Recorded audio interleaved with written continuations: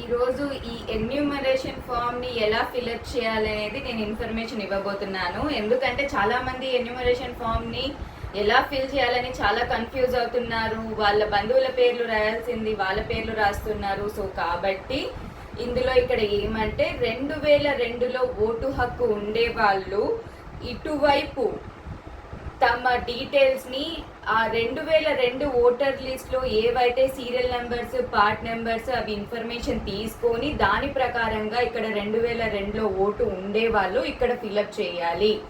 2002లో vote లేని వాళ్ళు ఇటువైపు తమ డీటెయిల్స్ ని అంటే ఎవరికైతే వాళ్ళు లింక్ చేయాలనుకుంటున్నారో 2002 లిస్ట్ ప్రకారంగా వాళ్ళ ఓటు డీటెయిల్స్ తీసుకొని ఇక్కడ ఫిలప్ చేయాల్సి ఉంటుంది. అంటే ముందు ఇక్కడ పేరు అని ఉంది కదా, ఆ పేరులో రాయాల్సింది మీ పేరు కాదు.